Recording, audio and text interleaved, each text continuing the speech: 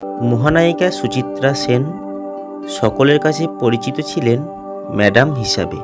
সকলেই তাকে ম্যাডাম বলে সম্বোধন করতেন। কিন্তু একজন ছিলেন যিনি সুচিত্রা সেনকে ম্যাডাম না বলে স্যার বলে ডাকতেন। আজকে আলোচনা করব কোন সেই ব্যক্তি যিনি সুচিত্রা সেনকে স্যার বলতেন এবং কেনই বা বলতেন। দেখতে থাকুন আজকের ভিডিও। সুচিত্রা সেনকে নিয়ে বাঙালির নস্টালজিয়া বর্তমান সময়ে এসে কিছুমাত্র কমেনি। যতদিন রূপলী পর্দায় অভিনয় করেছেন তিনিই ছিলেন বাংলা ফিল্ম ইন্ডাস্ট্রির ১ নম্বরের নায়িকা। এমন এক ম্যাজিক ছিল তার ব্যক্তিত্বে, তার অভিনয়ে, যে বাংলা ফিল্ম ইন্ডাস্ট্রি একমাত্র তাকে মহানায়িকার সম্মান দিয়েছিল। বাংলা সিনেমা মানেই সুচিত্রা সেন। সুচিত্রা সেনকে ছাড়া বাংলা ছবির ইতিহাস অসম্পূর্ণ থেকে যাবে। সুচিত্রা সেনের ব্যক্তিত্বের কারণে তাকে সবাই ম্যাডাম বলে ডাকতেন। শুধুমাত্র একজন ছিলেন, একজন বিখ্যাত মানুষ, তাকে স্যার বলে ডাকতেন। সুচিত্রা সেনকে নিয়ে বাঙালির মনে উৎসাহ এবং কৌতূহলের কোনো সীমা নেই। আজও মানুষ উদগ্রীব হয়ে সুচিত্রা সেনের সিনেমা দেখে থাকে।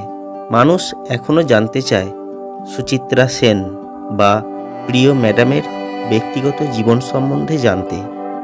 সুচিত্রা সেনের কেরিয়ার, তার জীবন, তার অন্তরালে থাকা, এই সব কিছুই মানুষ এখনও পর্যন্ত খুঁটিয়ে খুঁটিয়ে জানতে চায়। সুচিত্রা সেনকে তার ডাকনাম রমা এই নামে খুব অল্প মানুষজন ডাকতেন, আর তাদের মধ্যে উত্তম কুমার ছিলেন অন্যতম। আরও কিছু মানুষ ছিলেন যারা সুচিত্রা সেনকে রমা নামে ডাকতেন। তাদের মধ্যে অন্যতম মানুষটি হলেন অসিত চৌধুরী এবং সেই সময়ের কলকাতা পুলিশের ডেপুটি কমিশনার অনিল বন্দ্যোপাধ্যায়। সুচিত্রা সেনের মেয়ে মুনমুন সেন একটি ইন্টারভিউয়ে বলেছিলেন তার মায়ের জীবনে বিশেষ কোনো ডিমান্ড ছিল না, তিনি একা থাকতে ভালোবাসতেন। তার মানে এই নয় যে কোনো মানুষের সঙ্গে তিনি দেখা করতেন না। ইন্টারেস্টিং মানুষজনের সঙ্গে কথা বলতে, আড্ডা দিতে তিনি খুবই ভালোবাসতেন। কেরিয়ারের শুরু থেকেই নিজের চারপাশে এমন একটা আবরণ তিনি তৈরি করতে পেরেছিলেন যে কারো সাহস ছিল না সেই গণ্ডি পেরিয়ে তার ব্যক্তিগত জীবনে উঁকি দেয়। এখনও পর্যন্ত বাংলা ফিল্ম ইন্ডাস্ট্রি তাকে ম্যাডাম বা মিসেস সেন বলেই ডাকে, কিন্তু তার আর একটা নাম ছিল ফিল্ম ইন্ডাস্ট্রিতে, সেটি হলো স্যার। ঠিকই শুনছেন, ইন্ডাস্ট্রির একাংশ তাকে স্যার বলে সম্বোধন করতেন। আঁধি ছবির পরিচালক গুলজার সাহেব সেই দলের মধ্যে ছিলেন অগ্রগণ্য। যতদিন সুচিত্রা সেন বেঁচে ছিলেন গুলজার সাহেব তাকে নাকি মিলিটারি টোনে স্যার বলে সম্বোধন করতেন।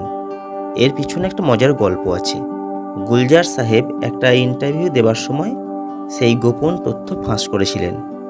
তিনি বলেছিলেন আঁধি ছবির শুটিংয়ের সময় সুচিত্রা সেন তাকে স্যার বলে ডাকতেন। অনেকবার বারণ করা সত্ত্বেও তিনি সে কথা শোনেননি। সেই থেকে তিনিও মিসেস সেনকে স্যার বলে ডাকতে শুরু করলেন। অনেকগুলো বছর পার হয়ে গেছে। সুচিত্রা সেন অভিনয় জগৎকে বিদায় জানিয়েছেন, এমনকি পৃথিবী থেকেও বিদায় নিয়েছেন। এত বছর পার হলেও তার জায়গা, তার স্থান আর কেউ নিতে পারেনি, হয়তো কেউ পারবেও না। তার সেই আবেদনময়ী হাসি, তার চোখের চাহনি, ক্যামেরার সামনে দুরন্ত অভিনয় একমাত্র সুচিত্রা সেনকেই মানায়, তাকেই মহানায়িকা করে তোলে। তিনি ছাড়া আর কেউ তেমন করে বাঙালির মন জয় করতে পারেননি আর পারবেনও না। সুচিত্রা সেন মানেই রূপলী পর্দার ম্যাজিক, তবে এই ম্যাজিককে কেউই করায়ত্ত করতে পারেনি আজ পর্যন্ত। মহানায়িকা জানতেন কোথায় তাকে না বলতে হবে, কোথায় থামতে হবে। সাফল্যের পিছনে তিনি কোনো দিনই ছোটেননি, বরং ভালো ছবিকে সবুজ সংকেত দিয়েছেন তিনি বারবার। আর তাই তার সাফল্য, তার জনপ্রিয়তা সবই অনায়াসে তার কাছে ধরা দিয়েছে। তিনি এক্সেলেন্সকে তার লক্ষ্য বানিয়েছিলেন, আর সেই জন্য স্টারডম এবং সাফল্য সুচিত্রা সেনকে নিজে থেকেই খুঁজে নিয়েছিল।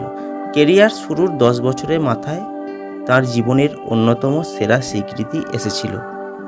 সপ্তপদী ছবির জন্য তিনি প্রথম আন্তর্জাতিক পুরস্কার পেয়েছিলেন। মস্কো ইন্টারন্যাশনাল ফিল্ম ফেস্টিভ্যালে সেরা অভিনেত্রী পুরস্কার পেয়েছিলেন তিনি। সুচিত্রা সেন প্রথম ভারতীয় অভিনেত্রী যিনি এই সম্মান, এই স্বীকৃতি পেয়েছিলেন। স্পটলাইট থেকে নিজেকে অনেক বছর তিনি আলাদা রাখতে পেরেছিলেন। স্পটলাইট থেকে দূরে থাকলেও দীর্ঘ সময়ের অন্তরালে থেকেও সুচিত্রা সেনের প্রতি দর্শকের কৌতূহল, উৎসাহ আজও অটুট রয়েছে। সমসাময়িক অভিনেতা অভিনেত্রীদের নিয়ে মানুষের যে উন্মাদনা রয়েছে, সুচিত্রা সেনকে নিয়ে উন্মাদনা এবং উত্তেজনা তার থেকে অনেক বেশি। এই হলো মহানায়িকা সুচিত্রা সেনের জীবনের ছোট্ট একটি অধ্যায়, ছোট্ট একটি ঘটনা। কেমন লাগলো আজকের ভিডিও কমেন্ট করে জানাবেন। ভালো লাগলে লাইক করবেন, শেয়ার করবেন, অবশ্যই চ্যানেলটিকে সাবস্ক্রাইব করবেন।